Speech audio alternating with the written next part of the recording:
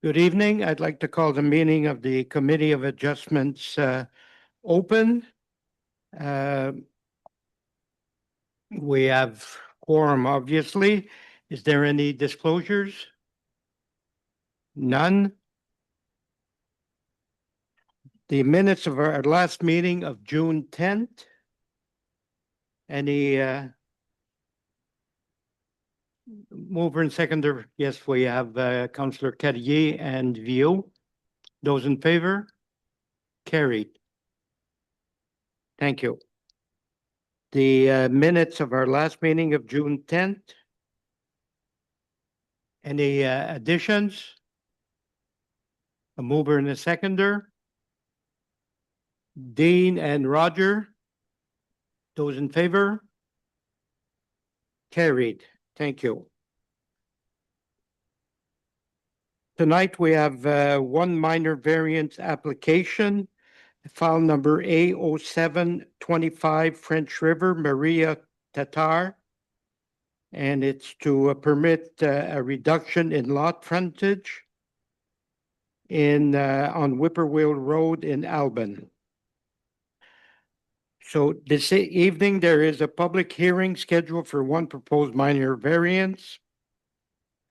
The Committee of Adjustment is holding a public hearing to decide whether to approve a minor variance application.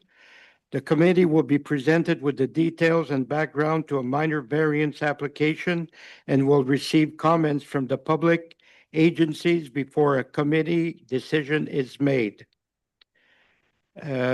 Mr. Dumont, could you advise us how the public hearing was posted? Thank you.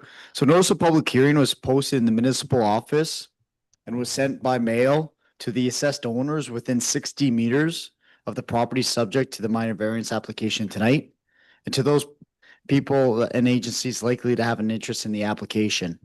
So the notices were sent on July 18th, 2025, being over 10 days prior to this evening's meeting. Included with each notice was an explanation of the purpose and effect of the minor variance application and a key map showing the location of the subject property. Thank you. I now declare this a public hearing to deal with application number A0725 French River, Maria Tatar. The Director of Planning will advise of the purpose and effect of the minor variance application and provide any other information that is relevant to the application. Thank you. So this evening, we're here for the minor variance application, which will form part of a conditional approval if accepted and approved by the planning board subsequently next week. So next Thursday evening, we'll be here for several severance applications. So it's all about timing and everything. And with what's unique about variances, you have to make a decision within 30 days, whereas severances and some of the other ones, you have a longer period of time. So this is why this is coming to Committee of Adjustment this evening, and the next week we'll deal with the severance. So with that said, I'll touch on the severance and the proposal of why you're here or why we're here this evening. So in terms of the severance, that will be the public hearing on Thursday, next Thursday. It's the intent is to create 3 rural lots on Dry Pine Bay Road. We have lots A, B, and C. Each will have approximately just around 13 hectares of land, and each are going to have equally 56.5 meters of lot frontage on Dry Pine Bay Road.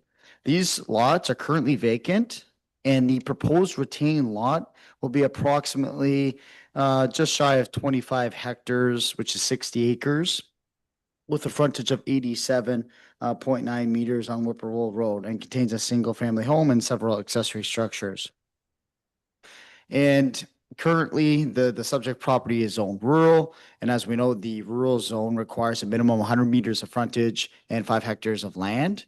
So the variance this evening is speaking or emphasizing the frontage requirements. So in this particular case, the proposed severed and retained lots do not meet the minimum lot frontage requirements of the rural zone, which requires that 100 meters. So the applicant is proposing to create the 3 lots, each with 56.5 meters, which is 185 feet.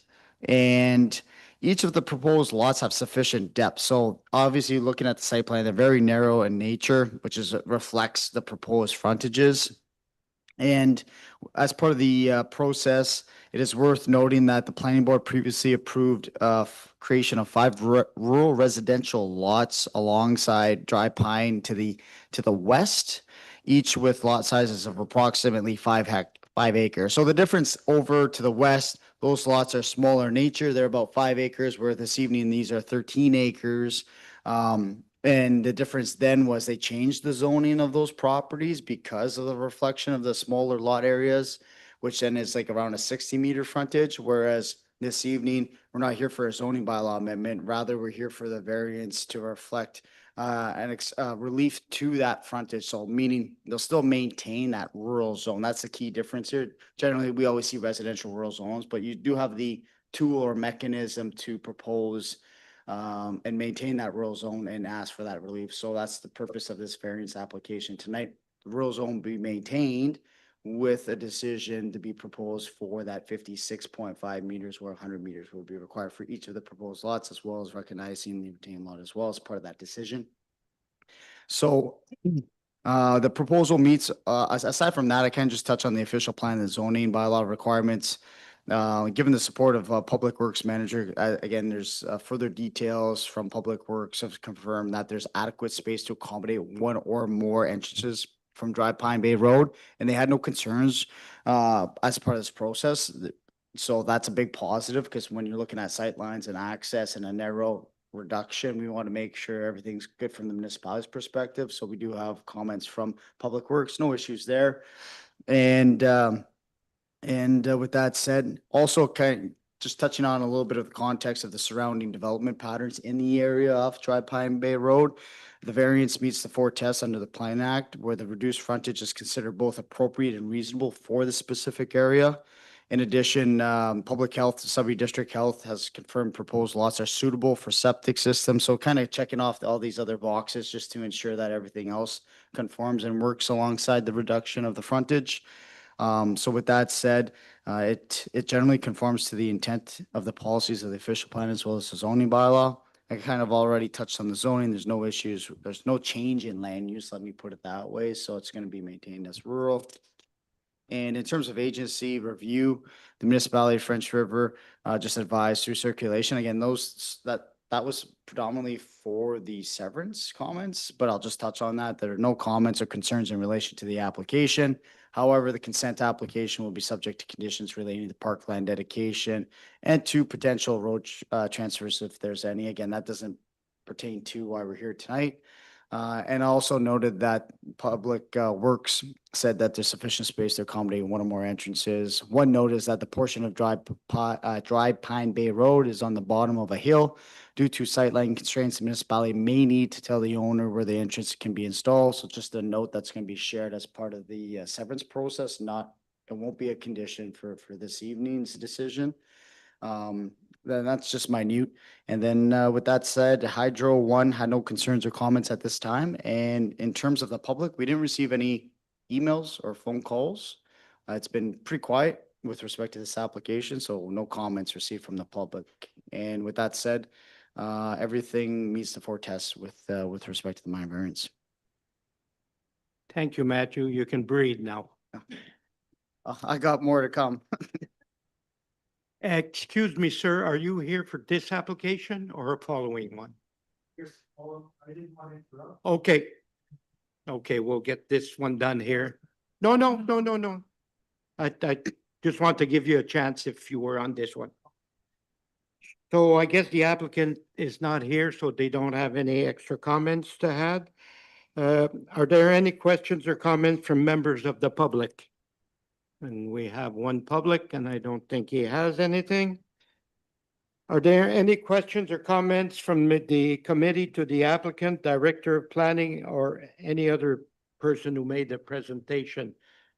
Roger, do you have any comments or questions? No, I don't. Okay, thank you. Go ahead, Dean. Thank you, Mr. Chair. My only question is, can those 2 lots that are being done here, can they be subdivided again? Through you, Chair, the intent, and that's a good question. So they will not be further subdivided, no. They wouldn't, like, if they applied to make two smaller lots out of one of them, they can't do that. No, the reason for that is through the process with the planning board, what will happen? It's called a certificate of consent, and that's what the owners are working to obtain through the planning board or myself. It's a fancy piece of paper with just stamped and signed by myself. So I will issue that to the owner, and then the owner will take that and give it to the lawyers, and the lawyers will register that. So it's like, once a consent, always a consent.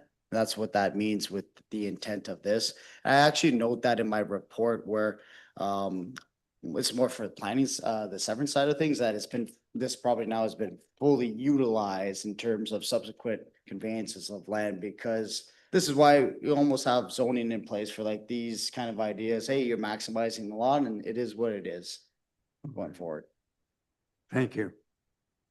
Thank you. Any other questions?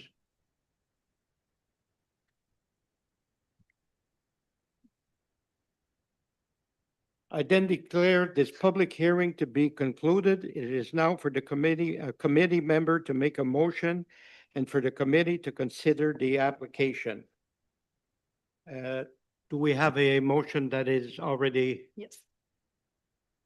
mover? We have Councillor Carrier and Councillor Viau. It is moved and seconded. Be it resolved that application number A0725FR Maria Tatar be approved and that the necessary notice of decision be prepared. Those in favor? Carried. Thank you. Please be advised that a specified person, public body, or registered owner may appeal the decision of the Ontario Land Tribunal by filing a notice of appeal with the clerk of the municipality of French River. The notice of appeal must set out the reasons for the appeal and must be accompanied by the required fee, which is prescribed under the Ontario Land Tribunal Act 2017. This fee should be made payable to the Minister of Finance.